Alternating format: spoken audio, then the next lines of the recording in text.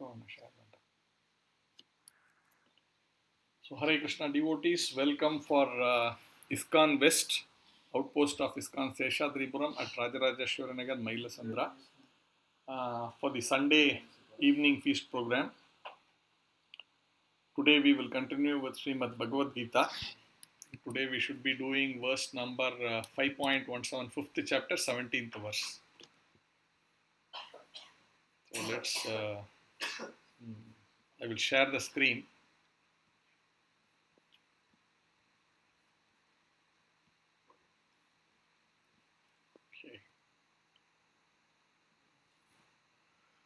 Okay. Bhagavad Gita 5.17. Tad buddhayastad atmanas tan nistastat parayanaha gachanti apunur avrittim jnana nirdhuta kalmashaha. Tad buddhayastad atmanas tad nistas tad tan nistastat parayanaha gachanti apunur avrittim jnana nirdhuta kalmashaha.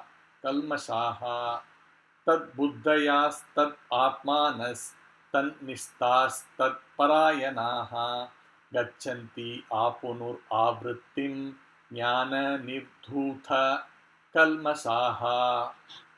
What meaning? Tad buddhayaha, those whose intelligence is always in the Supreme. Tat atmanaha, those whose mind are always in the Supreme. Tat nistaha, those whose faith is only meant for the Supreme. Tat parayanaha, who have completely taken shelter of Him. Gachanti, go. Apunur avrittim, to liberation. Jnana, by knowledge. Nirdhuta, cleansed. Kalmasaha, misgivings. Translation by His Divine Grace A.C. Bhaktivedanta Swami Srila Prabhupada ki jai. When one's intelligence, mind, faith and refuge are all fixed in the Supreme, then one becomes fully cleansed of misgivings through complete knowledge and thus proceeds straight on the path of liberation. Purport. The supreme transcendental truth is Lord Krishna. The whole Bhagavad Gita centers around the declaration that Krishna is the supreme personality of Godhead. That is the version of all Vedic literature. Para Tattva means the supreme reality, who is understood by the knowers of the Supreme as Brahman, Paramatma and Bhagavan. Bhagavan, or the Supreme Personality of Godhead, is the last word in the Absolute.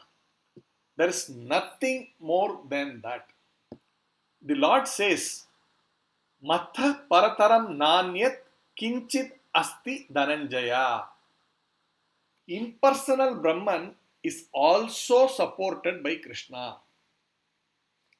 Brahmano hi pratistaham. Brahmano hi pratistaham. Therefore, in all ways, Krishna is the supreme reality. One whose mind, intelligence, faith, and refuge are always in Krishna, or in other words, one who is fully in Krishna consciousness, is undoubtedly washed clean of all misgivings and is in perfect knowledge in everything concerning transcendence. A Krishna conscious person can thoroughly understand that there is duality, simultaneous identity and individuality in Krishna, and equipped with such transcendental knowledge, one can make steady progress on the path of liberation. Om Ajnana Timirandasya Jnana Jana Shalakaya Chakshur Unmanitam Yena Tasmai Shri Gurave Namaha. Shri Chaitanya Manobishtam Stapitam Yena Bhutale Swayam Rupa Kada Mahyam Dadanti Swa Padantikam. Vandeham Shri Guru Shri Yuta Padakamalam Shri Gurun Vaishnavamscha Shri Rupam Sagrajatam Sahagana Raghunathan Vitam Tamsa Jeevam Sadvaitam Savadutam Parijana Sahitam Krishna Chaitanya Devam Shri Radha Krishna Pada Sahagana Lalita Shri Vishaka Vitamscha. He Krishna Karuna Sindhu Deena Bandhu Jagatpate Gopesha Gopika Kanta Radha Kanta Namostute Tapta Kanchana Gaurangi Radhe Vranda Vaneshwari Rishabhanu Sute Devi Pranamami Haripriye Vancha Kalpatarubhyascha Kripa Sindhu Bhayevacha Patitanam Pavanebhyo Vaishnavebhyo Namo Namaha. Nama Om Vishnupadaya Krishna Presthaya Bhutale Srimate Bhakti Vedanta Swamin iti namine Namaste Saraswate Deve Gauravani Pracharine Nirvisesa Sunyavadi Paschatya Deshatarine. Jai Sri Krishna Chaitanya Prabhu Nityananda Sri Advaita Gadadara Sri Vasadi Gaurabhakta Vrinda. Hare Krishna Krishna Krishna Hare Hare Hare Rama Rama Rama Hare Hare. Om Tat Sat. Nama Om Vishnupadaya Krishna Prasthaya Bhutale Srimate Jayapataka Swaminiti Namine Nama Acharya Padaya Nitai Kripa Pradayine Gaurakata Dhamadaya Nagara Grama Tarine. We will read the translation once more, 5.17. When one's intelligence, mind, faith and refuge are all fixed in the Supreme, then one becomes fully cleansed of misgivings through complete knowledge and thus proceeds straight on the path of liberation. So this verse is in continuation of the subject matter that we have been discussing. Last week, Achyuta Prabhu nicely explained the various sections. Like in a batch of verses indicates certain things like that and all that. So this is the beginning of the next section as per what he was saying. In the last one, we concluded last week by reading this verse. When, however, one is enlightened with the knowledge by which nescience is destroyed, then his knowledge reveals everything, as the sun lights up everything in the daytime. So here, the knowledge gets revealed. So one is situated in knowledge. The next one goes a little more deeper into the, deeper further. We will see how.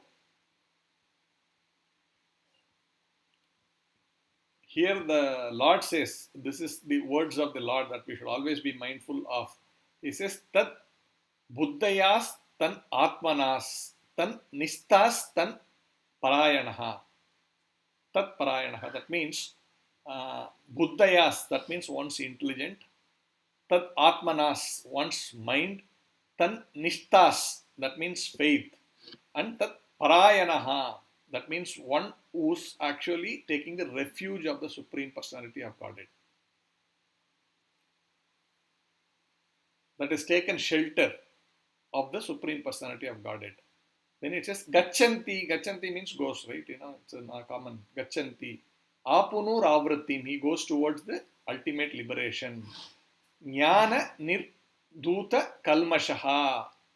That knowledge by which he is going to that point, it takes you to the point where all your kalmasha means the dust or the misgivings or all the wrong conceptions are all actually cleansed, and we are situated in pure knowledge. So that's the point that is being made. So someone who comes to that, who's fixed in or who's situated in this kind of, in Krishna consciousness, in intelligence, in intelligence or with intelligence, with his mind, with his faith, and finally with surrender, then he is completely in knowledge. So this is the point we have mentioned many times, or we have discussed many times. There is nothing beyond Krishna, that he is the absolute truth. So like when you are going up a staircase or when you are going in a lift, the purpose of that lift is to go to some point. So if you are wanting to get down in the fifth floor, and assuming the building has 10th floor, you go up to the fifth floor. And then if you get down there, then the lift has more capacity to go up. But assuming you go to that, whatever, if it has the 10th floor as the maximum, you go up to the 10th floor, then there is nothing beyond for the lift to go, right? That's perfection. That's the ultimate. That's the maximum goal that we can go up. Going up is a goal, but where in this building, the topmost point is only the 10th floor. And if you have got there and that's it, there's nothing beyond. You can't look further and say, oh, can the lift go up further? No, there's nothing. That's the end of it. So like this, any knowledge which reaches the Supreme Personality of Godhead, one which is fixed, whose mind, intelligence, or rather intelligence, mind, and then the faith and therefore the final surrender. If someone is able to be in that state, that is perfection of knowledge, and that knowledge leads one on the path of liberation. Why? Because he's now come to this point of completely cleansed. Once you are clean, then the next process, the doors open for the next stage. So like that. This is very important. Now these four words, why Krishna is choosing these four words, intelligence, then he uses mind, and then he uses faith, and then he uses finally surrender. So obviously these needs to be like, there also has to be some kind of a hierarchy which, you step by step you ascend, and then you come to that final stage of surrender. That happens. Now what is the first one? Intelligence.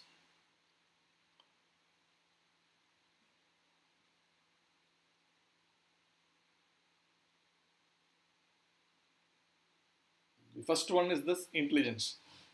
So intelligence means we know in 6th chapter, 7th chapter, we talk about the different parts of the body.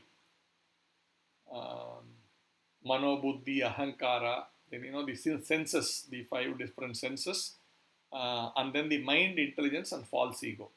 These 8 aspects form part of this body. The first 5 are gross, that means your 5 senses, they are gross, you can physically see them, your hand, legs, eyes, everything we can see, ear we can see. But beyond these 5, the 3 other aspects of this body are the mind, intelligence, or intelligence, mind, and false ego, or rather mind, intelligence, and false ego, in that order. Mind, intelligence, and false ego. So it is mentioned that the mind is the one which actually controls the gross. That means it's the first one who is in contact with the gross. From the subtler aspect, the one which is closer to the gross is the mind. Of the subtle things, the one which is more closer to the grossest thing, that means that is called mind. So the mind is in control, in touch with the gross, which are your senses. And this is this mind which basically, stimulates or commands the senses to act. Above the mind is the other layer of the subtle consciousness which is there, subtle body which is there, which is basically the intelligence. So sometimes we talk about mind and intelligence as same. That is not true. Even though in English sometimes we use, he applies his mind, he applies his intelligence, like that. But it's actually 2 different things. So it says various layers of software you have. The mind basically is the one which is directly in touch with the hardware platform, which is the senses. But further software is there which actually drives even that mind. But sometimes it is not exactly in a position to drive, so it's not got all the facilities directly it can hold. It needs to control it with a lot of subtler things. It's not easy to do that. So the mind is the most difficult part in this whole thing. The senses also can be controlled, but without the mind's help, you cannot control the senses. So the mind is the most important fellow. And to control him is the most difficult things. In Bhagavad Gita, it is also mentioned, mind can be your best friend or your worst enemy. Like that. So intelligence, it's higher. So that we have also seen this example of the rath in which Krishna is sitting, then there is Arjuna sitting, then there is this rath, and then there is this 5 horses are there. So sometimes it's also described it as symbolic. What is the symbolic means? Not that these are all didn't happen, no, not like that. But that where Krishna is sitting and then where he is taking a thing, it is also similar to how the body is functioning, where this five horses are considered to be the five senses that we have. So basically, the horses are the ones which can move, and the senses are basically one which helps us in this ratha of body. It is the one which helps us to move. So this is body is a rath in which there are these five senses which are basically the horses. So they are basically pulling. But where can the horses go? It is not like the horses can just go by themselves somewhere, right? There has to be a lagan. That means something they put on the horse's nose, or I don't know, on the neck or somewhere they put it, and then there's a string which is there. That one is basically the mind. So that is the software which is in connection with the hardware and the other person who's sitting inside in that cab. So that fellow is basically the intelligence. So now the intelligence is the person, the charioteer, who is basically giving directions to the lagan. That means the rope which ties the which goes up to the horse.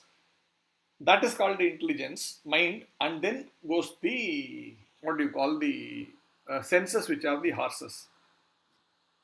Now, if the horse driver is just like that, riding him wherever, like basically if that lagan goes wherever it wants, with the intelligence wants to go somewhere, then the mind has to be in control of the intelligence and direct the horses to go in that direction. First thing, that the man actually should know where he should go. That's the first thing. That means the intelligence should know where he wants to go.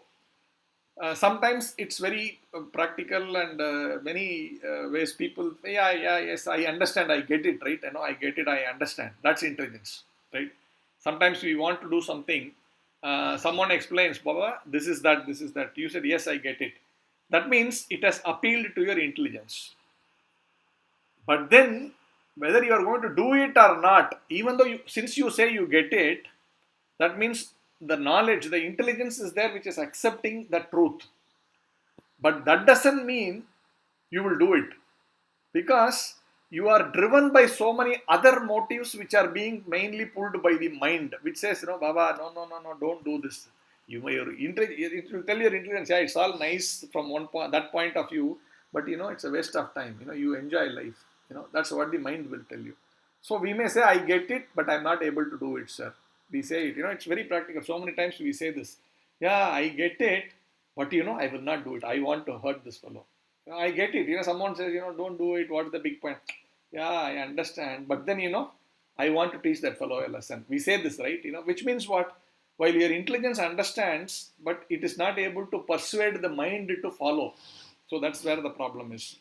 So that's why Krishna says either, your mind could be your best friend or it could be your worst enemy.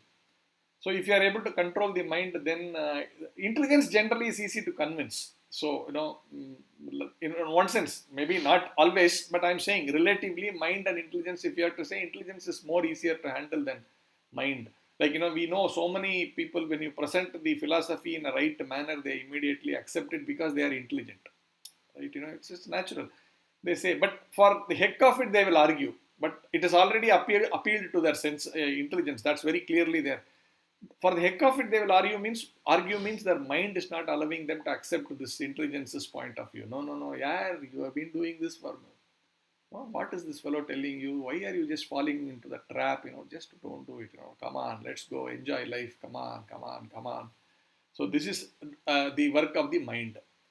So intelligence, if you really see, any sane man will, if you tell him logically, he will understand. This is very important. So intelligence, in a way, can be given. So that is basically knowledge. That's the theory portion of it. But when that theory becomes more practical, that's when you can say, I've also applied the mind to it. So for example, many people, they say, I have read the scripture, I have done this. Yeah, I know. Whenever you talk something, they will, I know, Krishna, I know karma, I know this, I know everything they know. That is intelligence, okay? Because you have got to read these things somewhere, heard this thing somewhere, so you know the theoretical aspect of it. That's great. But the next stage is application of the theory through the mind, which is little more practical. And that's when you realize, when you do something practically. When I say you chant, it will be nice. Yeah, why I should chant? You will ask. I will tell you 10 reasons. Yeah, makes sense. Yeah, okay, let me. But then, okay, let me sit and do it. Mind will say, "Arey yaar, itna bahut big, you have seen many of these things, you know. Why do you get into another trap? Let's see, come go and do this thing. No, it's so fantastic. Why you are wasting your time?" But somehow you are able to convince the mind to sit and experience that chanting. Then you feel, yeah, there is something to it. So that is not simply experience, that are not simple knowledge. That knowledge has been perceived through the process of application of mind and in some form and shape the senses. Like, we have experienced it. We have taken, when you say you take prasadam, why are you taking onion, garlic? You take nice prasadam, mind doesn't. But when you take prasadam, oh, this is also nice. I have told many people, oh, they can't imagine, no, how can you be eating without onion, garlic? Recently, 2 days back, my wife surprised someone, telling them, oh, you don't take, how come you cook like that? No, it's nice, you can, it's very nice without onion, garlic, you can take, I mean, it's very palatable, very nice actually like that. I couldn't believe it.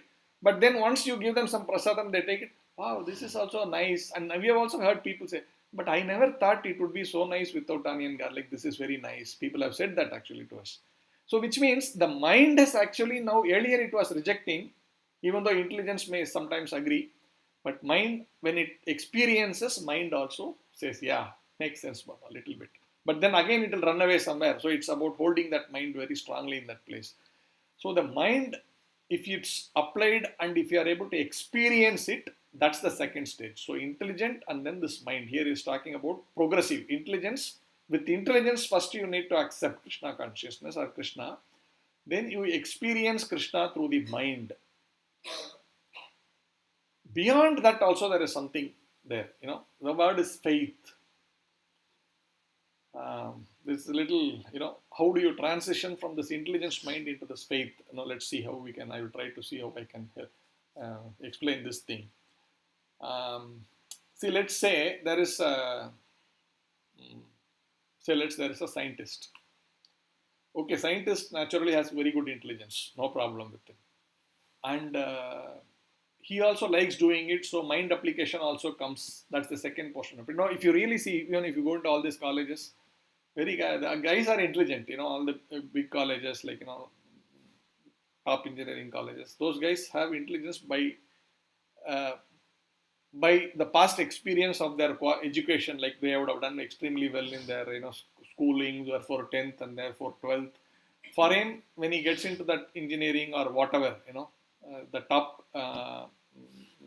thing, I mean, I'm talking about generally, intelligence is there in all the top colleges. Yeah, these guys are all already proven. Like, you get the top guys gets into the top colleges. That's our system, right? So those fellows knows they already have the intelligence. But not everybody will be able to again perform because they have intelligence, but they are not actually applying. Their mind is actually deviated. They go. Yesterday, I heard a story of one very, very intelligent person in one of the local colleges. So he's got intelligence. He is able to get good knowledge or whatever. Maybe he even studied, medicine and doing very well and all of that. But then application of mind was not there. So, okay, I will not go there. That may not be the good example. I will bring that back in some other context. But the point here is the fellow basically has intelligence, and he also have a liking for the subject matter. Let's say that student, he has liking for the subject. He will also do well in his application of knowledge.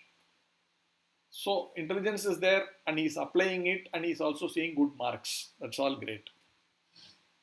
But then, is that guy doing for what purpose, if you have to really understand that deeply? Is it for the sake of that knowledge, if you really go? Maybe, some people will say maybe, yeah. But their purpose is something else. Their purpose would be to actually make a good living. Like, I want to become, a very, very well settled in my life. I want to get high education. You have good intelligence, you have used that intelligence, you know I want to get some nice things in life, and for that you have applied your mind on this knowledge so that you can become an expert.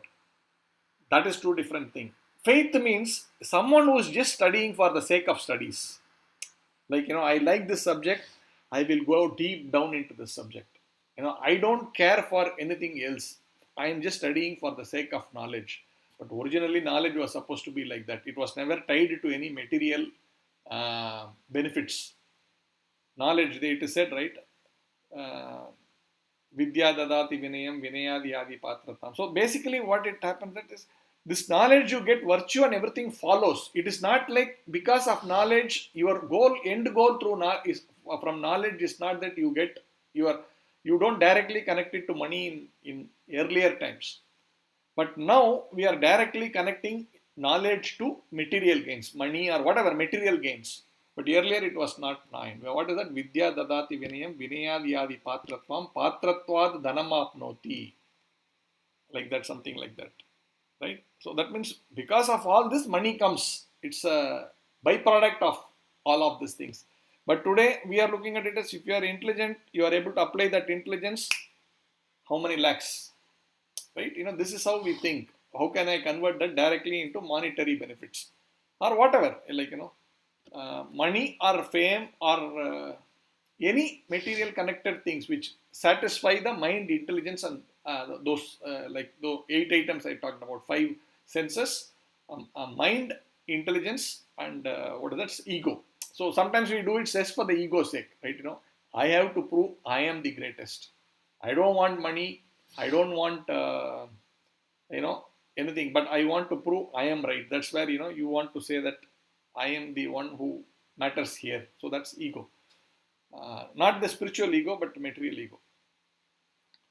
So this is there. Now, what was I? So this example is a person who studies for the sake of knowledge, you can consider it as faith. But a person who has applied knowledge means practically, that is the applied his mind and intelligence, but he is not gone to the third stage of faith in that respect. He's not got, because his idea is not knowledge, his idea is something else. So he is not come to the third point at all. He will do. There was one example also. There was one example where Radhanath Maharaj, I heard that he narrated this. So in his in his experience, Radhanath Maharaj, Prabhupada disciple. So he was somewhere in some part of US or somewhere. There was one guy who was making a lot of argument.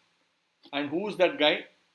That guy was a very renowned speaker who used to be on TV shows, and he used to be propagating Christianity.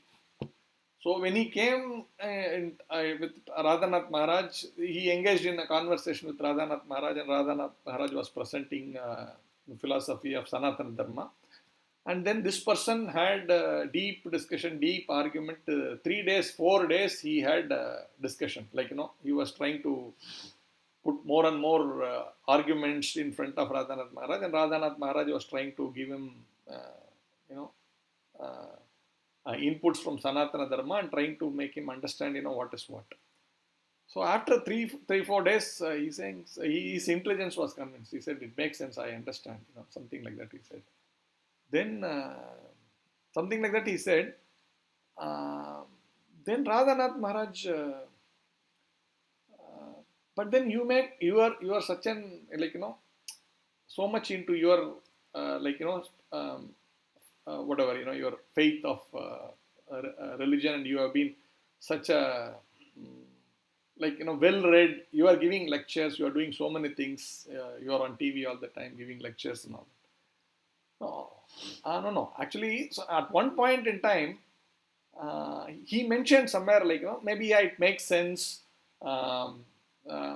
He came to that kind of a thinking, and then he used one word, I believe, something like yeah, who knows Jesus Christ was there, something like that. Then Radhanath Maharaj was shocked. Yeah, that's when he said, you have got so much of this one into this subject matter. You are an expert. You give talks, so many things.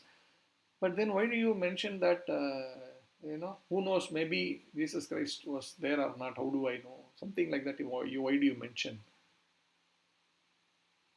Which shows he does not have faith, but he has intelligence because he knows the scriptures and he has the mind application has been there through which he could relate to certain things and he could talk, he could argue and all of that. Then he said, so if you don't believe, if you are doubting whether Jesus Christ was there or not, then why did you waste my 7 days of time arguing for like that? He said, no, that is entertainment for me. Like that he has told, I believe. You are giving all these classes and all that. He said, no, that is, some knowledge I am sharing, some entertainment. That way he has told. So that means he has two, intelligence and mind applied to that, but he has not faith. He does not have the faith in what he is saying. So that's the third level of application of oneself into the process. And that comes, that's what I was trying to struggle to connect to that intelligence and mind. Mind, you can say, okay, apply it and see. But faith is how do you relate? And that is where you need the blessings. We need to have the blessings. We need to have the association of the strong-minded. Strong-minded means not the obstinate fellow. When I'm saying strong-minded means one who is already fixed in Krishna consciousness. Association with such wonderful personalities gives us the faith. When we associate with our spiritual master, His Holiness Jayapataka Swami Guru Maharaj, or when we are associating with his God brothers, with Prabhupada's disciples, with Prabhupada's readings, Prabhupada's writings, and Prabhupada's, when you see his videos, when you see his life, you get faith. Sometimes, I have seen very clearly many people, you keep on discussing so many things, they don't get it. Giving class after class, nothing happens. Then you give life history of Srila Prabhupada. So, my own father, why it would go elsewhere? My father started reading Srila Prabhupada's Leelamrita.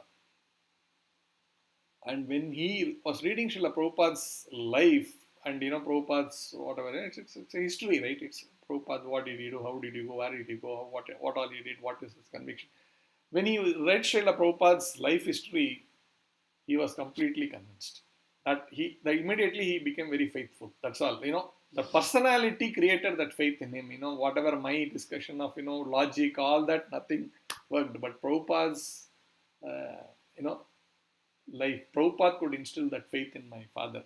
There are other examples also. We have people when they read Srila Prabhupada's books, initially they are very argumentative, they are so many, this one, but when they read Prabhupada's life history, immediately they become, that faith develops in them. That means the strength of the personality actually instills that faith in us. If Prabhupada is saying, if I don't take it, who else can I take it from? That conviction comes. So that is the third level, faith. Faith in the Supreme. After that faith comes the last leg of this journey, and which is complete surrender, right? Shelter, taking shelter of the Supreme Personality of Godhead. So with faith we move on. We are very convinced. We are, we have intelligence. Mind says, I got it. Then intelligence says, I got it. Mind is come down to applying that intelligence. Some of the, what you call the 9 processes of devotional service, we have started doing something. That experiential knowledge is coming to us. Yes, I am actually able to realize this. Whatever this fellow was saying, my intelligence was accepting it. But now when I have applied my mind to it and I am engaging the senses to do these things, I actually feel it. That has also come. Then comes the faith, which is okay, inspire. That means that faith is required to keep on pushing forward application of the mind and practice. So faith, that needs stronger glue.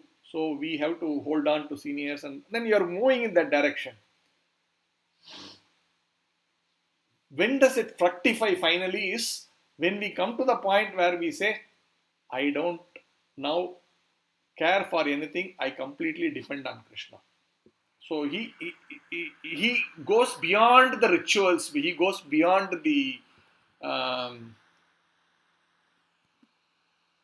what do you call? In other words, this is basically the practical application of the faith. That is basically called taking shelter. Practical application of the faith is actually taking shelter. I'm having faith, I may say it's a lip service. But then, with that faith, if I jump into that activity, whether I'm capable, not capable, but I will do because I am surrendered to Krishna. Prabhupada himself used to, like, in many, see, going to America at that age of 70-year-old with a country in 19, whatever, 60s, and where India has no say whatsoever. Nobody will recognize anybody, say, from India, and nobody has done it before. And on top of it, the people on the other side, I don't even know the language so nicely the way they speak. Like, like I have personal experience. Like when I work with my counterparts in US, my English is all very good. But then when I speak to them, I don't have the accent to speak the way they understand, right? Actually, one senior personality told I believe to one of my bosses, he's very good, but he's too fast. I can't understand what he's speaking. So that was one of my what do you call? So that means there's a way in which you speak to them so that they understand you. That's very important. So that became a black mark for me. That I'm not able to speak in a tone or whatever, the speed at which they can understand. Even though my English is good, was good certainly at that time also. But then how come that they were not getting it? So Prabhupada had this thought also in his mind. How will I be able to talk to them in their own style? He was thinking all these things. But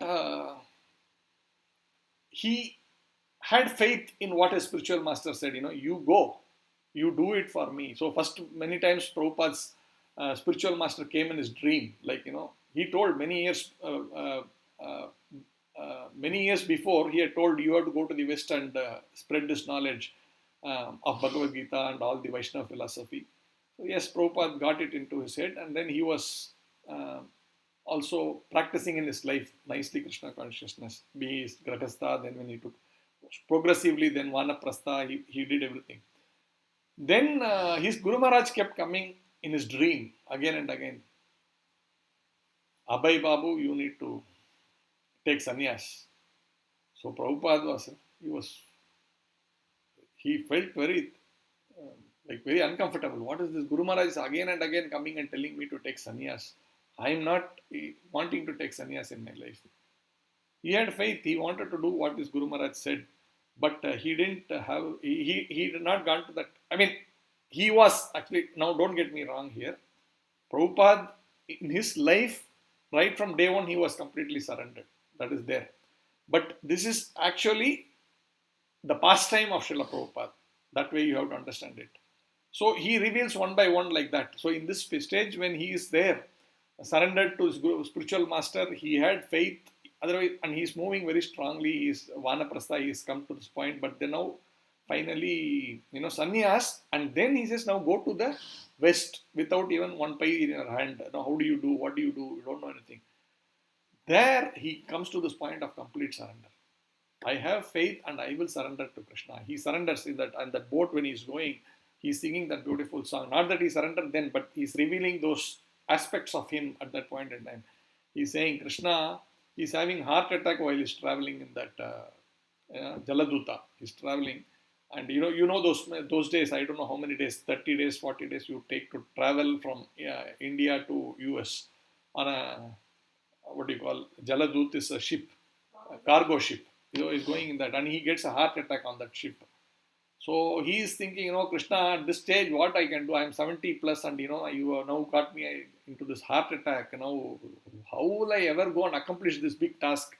He's saying, I am surrendered unto you. You use me however you want. If you want me to go and give this message there, then enable me to do that. He's telling, you enable me to do that. If you think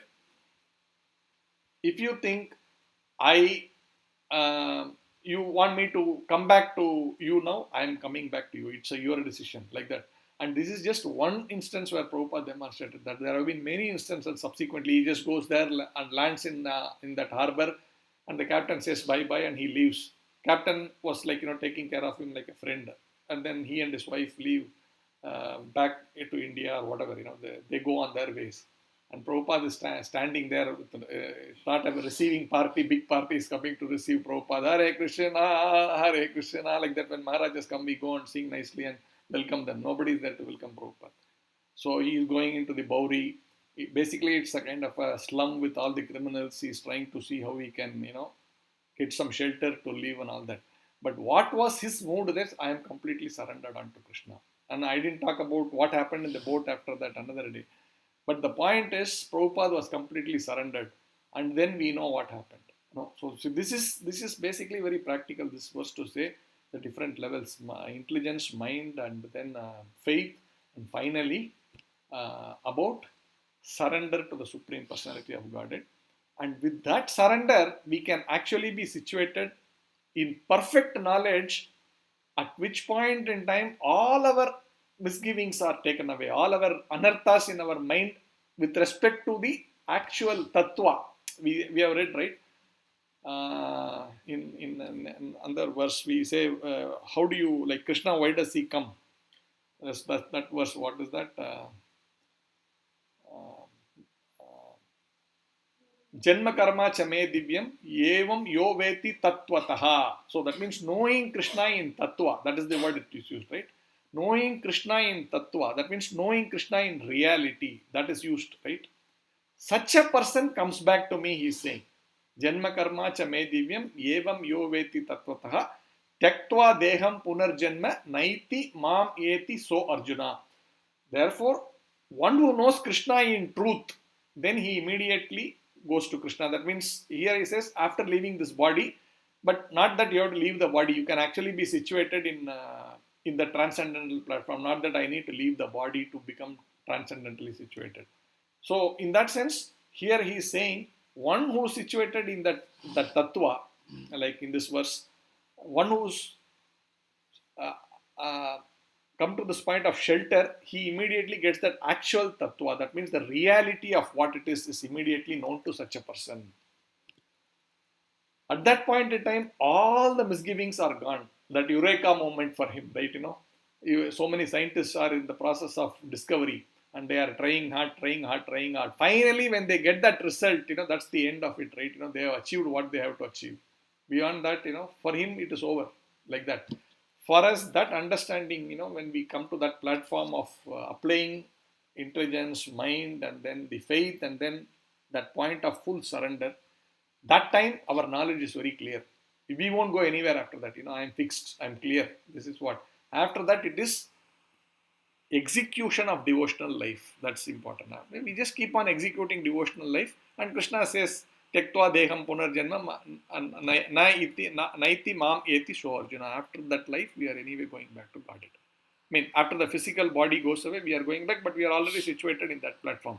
So this one we can apply even in so many things. Sometimes when we are put in a task to do some service to the Lord, sometimes we think, I personally am not capable of doing this. It happens, right? We are limited, right? We are limited. We cannot do everything. So that natural limitation will be there. My plus and minuses I know, and I will be. But then, when you are endeavoring to do a devotional activity, if you really say, Krishna, I want to do this. I may not be capable. I want to do it. Krishna makes it happen. That means it is beyond my ability, but it is Krishna's hand you can see everywhere. And this Prabhupada said many times. When Chaitanya Mahaprabhu also says, because Chaitanya Mahaprabhu says, I want to distribute this message. I have, how can I am a gardener. There are so many fruits here. How can I myself distribute everything? I want your help to distribute this, he's saying. Chaitanya Mahaprabhu, Krishna himself is saying. And when you say, yes, put up my hand and say, I will try to do like this, then Chaitanya Mahaprabhu immediately enables this entire process. He is there right where you are, trying to give with sincere desire to give this to Krishna, his mission. If he says, I want this to be done, and when we like a child try to do that, and then Mahaprabhu is there right behind us to push that thing happen. And sometimes so many miracles happen. We don't know. So many people go on book distribution. They think, I don't know even to speak. I don't know how to put it across. I am never considered someone who people will listen to even for 2 minutes. I don't have the ability. No, go and stand there, try Prabhu. Then he will go. And if you say that fellow will become the best bookseller, book distributor on that day. There's many occasions, many devotees have shared such kind of thing. All of you could immediately relate, yes, Prabhu, I understand. And we ourselves have had such experiences in our life. That means you surrender. It may not, we may not be at the topmost of surrender, but at least on that, like next 4 hours, I will surrender to Krishna. It's possible, right? Next 2 hours, I will surrender to Krishna. Next 15 minutes, I will surrender to Krishna. Next half an hour, I will surrender. That means we fully have faith and we say, okay, I am doing this. I don't know what is, but I will do whatever you say. You deal, you take it forward. I don't know. When we do that, miracles happen. So this is very important. There could be other, like there could be one example between that, the transition between faith and surrender, all that. Now, for example, there was this Muni, right? Who was this? Who the Vishnu Chakra was released. Ambarish Maharaj. He offended Ambarish Maharaj. Durvasa Muni, right?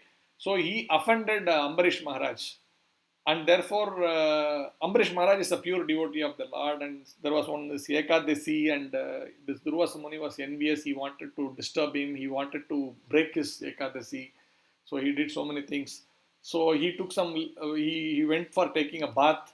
And he said, I will come back after. Naturally, if Rishi is at your home and you can't eat before he comes, right? So he says, I will go for a bath and I will come back in some time. You wait. So he goes and he does not return the next day till the fast breaking time goes. So Ambarish Maharaj is in dilemma. What to do now? I have Ekadasi means Dwadasi. I need to take break. I need to break the fast. And then this guest of mine has still not returned, and without offering prasadam, if I eat, that becomes an offense. What do I do? Then his ministers, as devotees, they advise him, since you have fasted nirjal, that means you have not even taken water. Fast breaking for you means even taking little 1 drop of water is fast breaking. So you can take 1 drop of water. So he takes 1 drop of water. Then this immediately Durvasa Muni comes there and says, he knows immediately that he has broken fast.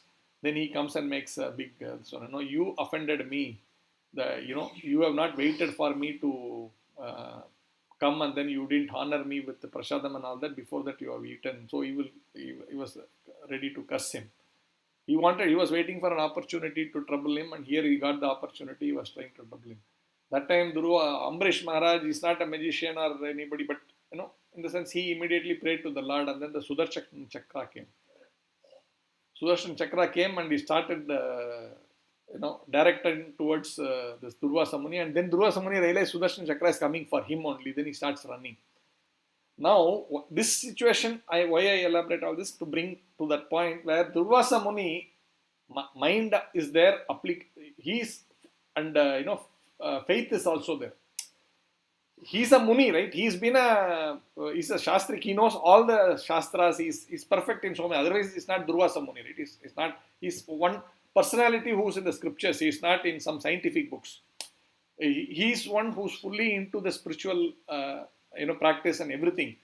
And then, therefore, he keeps running. Where does he run? He runs to Vishnu Loka itself. Now, what does he do after getting there?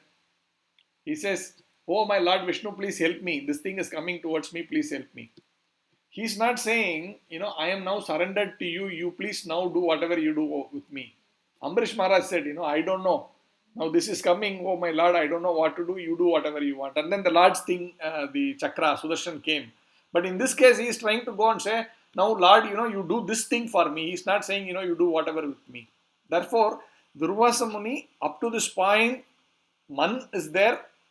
Mind is there, intelligence is there, mind is there, and even faith is there, scriptures, all that is there. But he did not have surrender. So he went there, and then Lord said, no, this I cannot take it back. You go and fall down at the lotus feet of Ambarish Maharaj. If he says you are forgiven, then Sudarshana will not hit you. Then he runs and falls at the lotus feet of Ambarish Maharaj, and he says, no, what offense you did for me? No, you please say, accept that I did an offense and forgive me. No, you never offended me. So that became a big problem for Durvasa Muni, that that Ambarish is not accepting that he offended him and therefore he should be pardoned, because that word pardon is important for him to save his life. So all this happened. So the point is, it's different stages which we need to be thinking, and Prabhupada has made it also simple. He is there as a rock solid thing. His disciples are so solid, and we know. We just simply follow them, hold them, whatever they say, we try to do. Have this full faith that my spiritual master will take me back to Godhead. But I need to follow what he has given me instruction. That is important. If I don't follow, then there no guarantee that I can go back. So that is there. And then with that faith, then at some stage, following always Guru Maharaj says, Prabhupada says, gradually, nothing is magic. If it is magic, you understand that that is something like a fraud. So many gurus give you what you call some pills to make us completely spiritual. No, it doesn't happen like that. It happens through a gradual process of cleansing. That is important. So that's otherwise it's a cheating religion. We have to. It is transformation of the heart, and that will happen, and then it will come us to a point of surrender. And at that point in time, we are in a very fixed state. Everything is nice and beautiful. The knowledge point, and after that, from there, what happens is next verse. Maybe we will keep it. That's another deeper verse. So we may go for that next week. I will stop here. Is there any other comments, any other thoughts, any other examples, experiences we can discuss? Because more it's a very nice verse to discuss for our practicality also. Hare Krishna.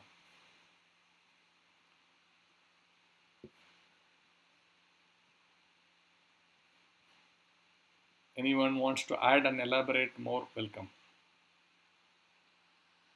Krishna Prabhu, Dandavad Pranam. Dandavad Pranam Prabhu, Hare Krishna. Radhanath Maharaj example was wonderful. That Christian man, as he is, into the movement, and he may be in some position. He is also a preacher kind of a person. You mentioned that. So, but theoretically understood. But the one point, if he himself, not having a firm, even a faith, practicality next, as you mentioned. Under what belief, the person could become a devotee without any faith, attempting something like that. Kind of, it could be considered as some kind of rituals. Yes. Without knowing, something I am also doing this. Yes. And connecting with Durvasa Muni's, pastimes, very wonderful. Yeah. Thank you. That point of, if you see many people follow a lot of rituals, right? But then they don't completely come to this point of, yes, therefore, why don't you take up Harinam or you do something? They don't have that faith. No, I have to do here, I'm doing everything, they do. But they don't want to be taking it up with heart. They are it's on the surface, but they are afraid to get a little deeper. If you really see, they are afraid to get deeper. They are on the surface. They don't want to get deeper. Even our own life, we are seeing so many people are very pious, very ritualistic. They do so many things. But you go a little deeper. Therefore, why don't you stop doing this? Why don't you stop doing that? No. What I'm okay. They will immediately come to that. What do you call that defense that will happen. So these are very gross examples. When you say Durvasa Muni, it hits us, but it is there all around us. Even within us, there are so many things like this. Nice, Prabhu. Hare Krishna. Yes, Prabhu. And the liberation, the core of it is all about liberation, and how much we get into practicality, as you mentioned. That is most important, as you mentioned. Thanks, Prabhu. Correct. See, the Lord has used these words, right? He didn't choose any other 4 words. When he chooses these 4 words, then why did he choose it? If you have to go deeper and try to see, then it's very nice. So it's like, no, there are so many things we learn, but then sometimes when we say, no, want to change, I put a big list. But then, even if we make to do one or two things out of that big list, we'll progress. In corporate life, we say, right, you make a big list of it, prioritize, and then attack the first two or three, then you will see huge progress like that. But then here also like this, there are so many things that we learn, but if you are able to apply even small portions of something, or, like that, if we are able to go, then we can see the progress in us for self-realization. Hare Krishna, Prabhu. Thank you for the observation. Hare Krishna.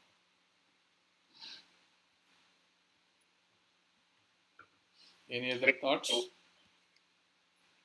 Maybe I just want to mention that sometimes some of the verses come in a moment where it feels absolutely apt to your different situation. Probably, I just want to mention that it came in a very, very apt moment in my life, probably.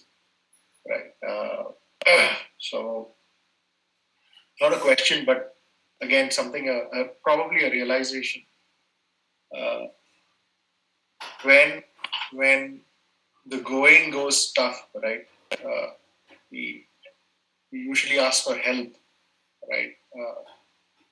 So I'm probably in the journey of saying that when asking for help, maybe nothing wrong, Yes. right? Converts into saying, I will be taken care of, Yes. as a faith. Yeah. That's when transformation really happens. Yeah. I mean, very happy to be a part of this journey. I also want to say it was very, very apt. I hope that, asking for help from there, moving on to that faith, we can make that leap. So, Yeah, so that ecosystem is needed, That's why, see, everything is so beautiful, scientific, The Prabhupada has created this ecosystem of devotee association, right? That is for that help. Like, each one, like, I may also need your help, you may need my help, I may need Achyuta Prabhu's help, Achyuta Prabhu may need my help. Like this, when we are connected, you are actually in a very nice net. Like, we will never slip down. We will always be holding on to something. There will be situations in life will keep on happening. Now, whenever this place is called Ashashvatam Dukkalayam. That is very clear. So we can't change that. Ashashvatam means something which is not permanent. Shashvatam is permanent, Ashashvatam is not permanent. And Dukkalayam is a place of misery. But when we try, so in this life, however, everything is nice, but still there is a problem, right? It's not always nice, someone would have thought, if I take this particular IPO, that's a sure shot winner, but then it may slip down by 30%. Then, everything was so nice, but then suddenly it turns upside down. So all these things can happen. This is life. It will be there. Each of us have our own, what do you call, pitfalls. It will be there. But that is there, going to be there. No, why do we get surprised? But then, while that is there, how do I continue keeping my life's goal to be met? That is important. And for that, this wonderful net is there, this asking questions. Sometimes even I may know I answer, but I need someone to just sit with who's little more fixed up, then it gives that little bit of power for us to move forward. I talked about this mercy, right? In our today also saying, how do I talk between after intelligence and mind, then that faith, then I actually suddenly in my mind it said, maybe that mercy can come which can help that's when I started talking about Prabhupada. So that mercy is also there, like, which will give us enough strength to run along. That's a very good observation, Prabhu. Very, very important. However great we are in our, whatever devotion, unless we are actually strongly connected to the congregation of devotees, association is a very important aspect. If that is not there, we can slip. We can slip easily, we can slip. 2 weeks, if I break, then, mind immediately, yeah, that was very nice, last week. That will, push us like that. Last week, last day, like that. So, you don't chant today, you do something else. Yeah, that was nice. Why to chant today? Let's do the same thing again today. Slowly, everything will fall. So, it's very, very good observation. Nice, Prabhu. Thank you. Hare Krishna Prabhuji. Yes, Prabhu. Thanks Hare for Krishna, the Ramachandra wonderful Prabhu. class. Very interesting topic and very good examples, Prabhuji. Hare Krishna. Prabhu. Thanks. Thank Hare you. Krishna. Hare Prabhu. Krishna.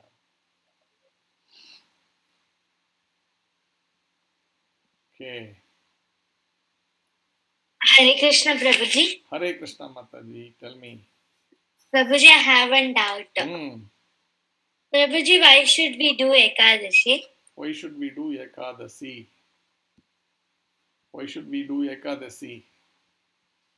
What should I say of the four things that we learned? Which one you can use to observe Ekadashi? We learned today intelligence, application of mind, and then faith, and then the fourth one is surrender. Okay. Prabhuji, means I was doing my homework, so I could not Okay, fine. listen the class today. Okay, fine, very nice. So, the point is the aspect of Ekadashi is as per scriptures that Kali Purusha is residing in the grains on that day. Papa, not Kali Purusha, Papa Purusha. Papa Purusha means sin. Sin has been given a day's shelter in the grains on that day. Now, if you are to touch that sin, what will happen to you? You become sinful, right? Yes, sir. The ink is spilled somewhere, you touch the ink, your hand becomes soiled with ink, is it not? Yes, sir. Like that, if that sin is sitting on that grain on that day, you want to be sinless, right? That's the objective of all of our this one, so that we can be perfect and go back to Godhead. If you have got balance in your account like sin or what do you call punya, both are bad. Because to experience that, you need to come back and take another body. But you should have zero balance. Therefore, we don't want to touch sin.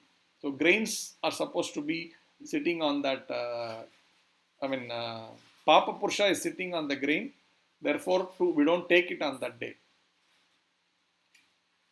This is one. There are 2-3 versions of it like that. But now, if you say no, I want more scientific proof, then you need to go to faith.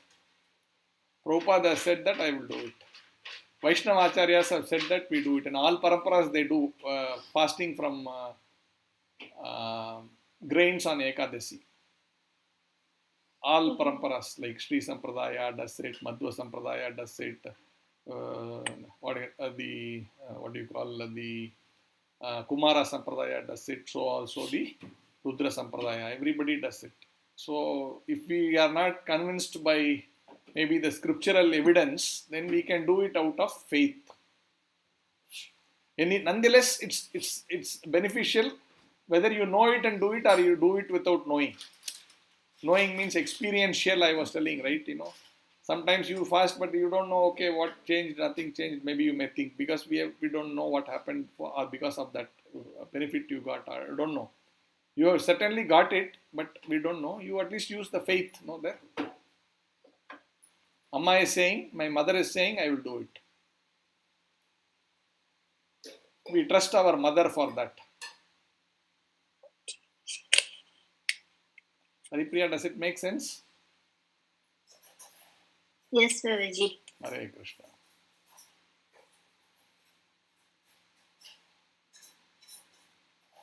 Okay, thank you. So we will now close. I think there are no more questions or comments. We will close now and join back next week for the Bhakti Sadan evening Sunday feast program. Thank you all very much for joining. Hare Krishna. Hare Krishna, Prabhuji, thank you very much. Hare Krishna. Hare Krishna Prabhu. Thanks. Hare Krishna Ratik. Thank you. Hare Krishna Prabhuji. Hare Krishna Haripriya. Hare Krishna Prabhuji. Hari Bol. Hare Krishna Krishna. Hare Krishna Mokshita. I'll close the session now. Thank you all very much.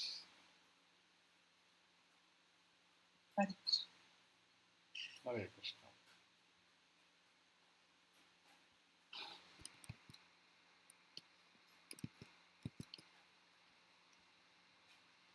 Thank you, devotees on the YouTube. Hare Krishna.